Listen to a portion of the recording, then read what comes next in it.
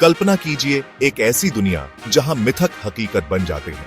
हम आज दो ऐसे जीवों फाफनिर और हाइड्रा के बीच एक महाकाव्य संघर्ष के बारे में जानेंगे। नॉर्स पौराणिक कथाओं के ठंडे क्षेत्रों में शक्तिशाली ड्रैगन फाफनिर रहता है, जो एक बार एक बौना था, लालच और शापित सोने द्वारा भ्रष्ट।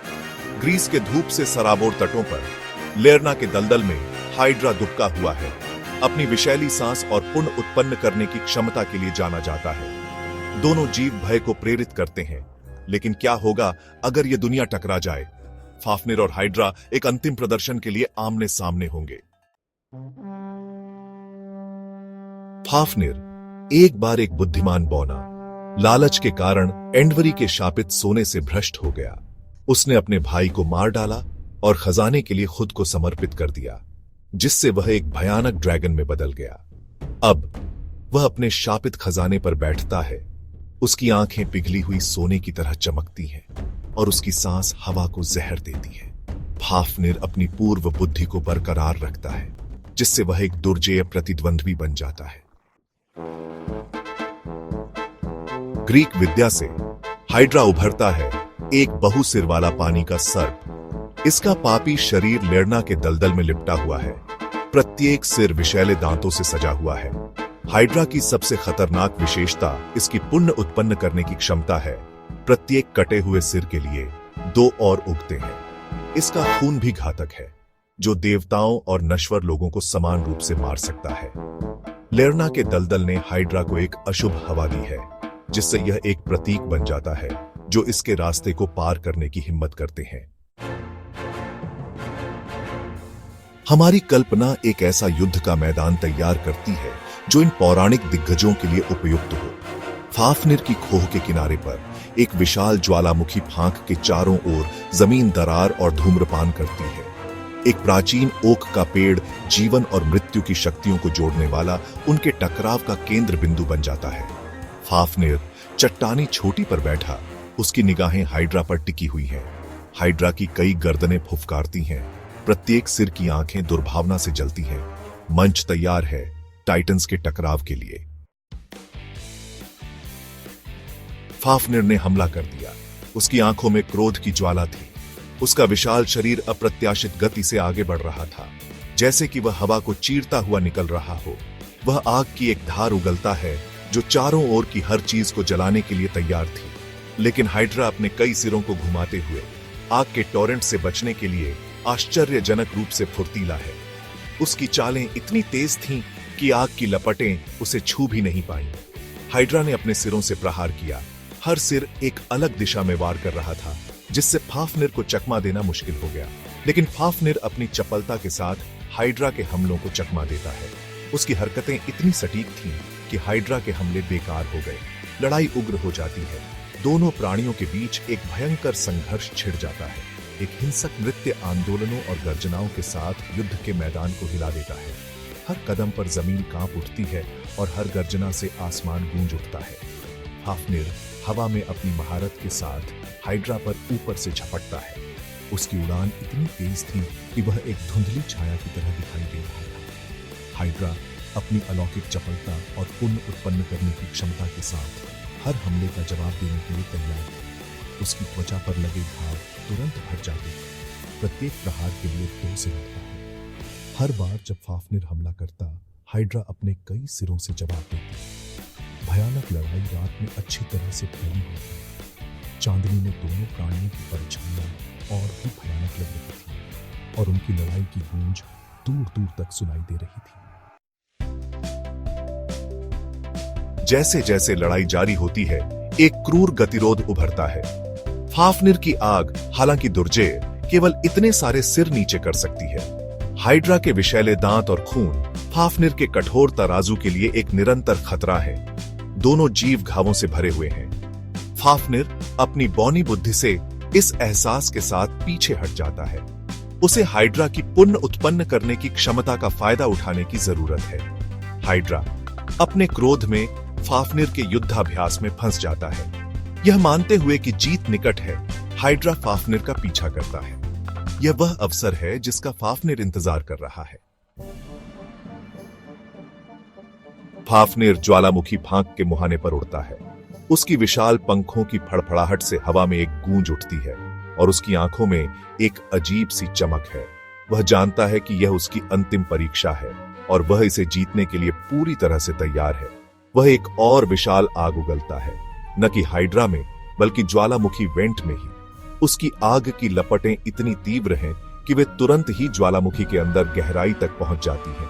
यह एक रणनीतिक चाल है जिसे उसने बहुत सोच समझकर अपनाया है।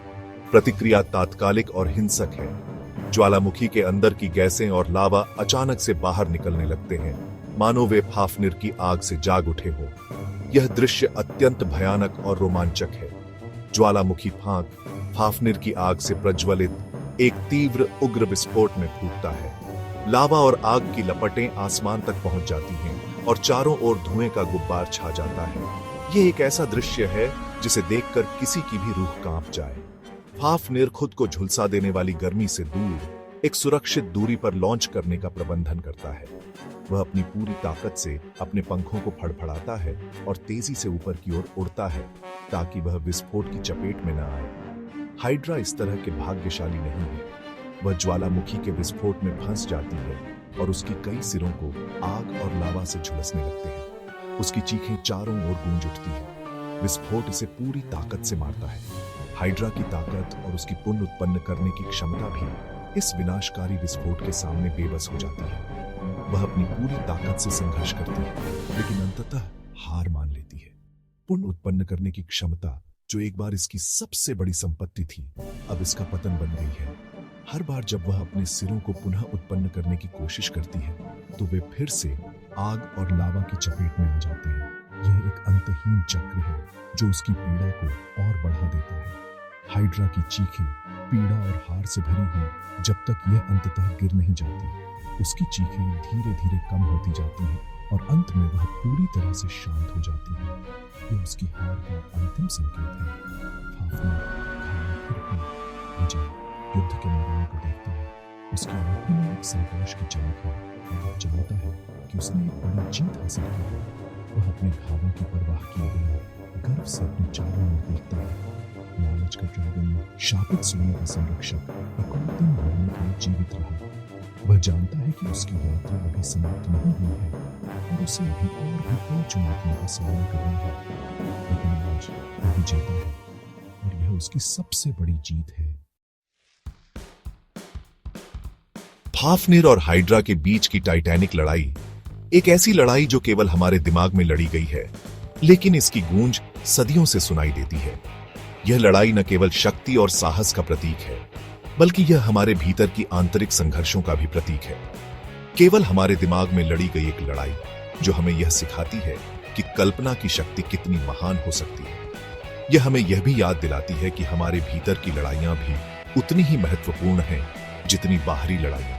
मिथक और किंवदंती की स्थायी शक्ति का प्रमाण है। ये कहानियां हमें हमारे अतीत से जोड़ती हैं और हमें यह सिखाती हैं कि हम कौन हैं और हम कहां से आए हैं।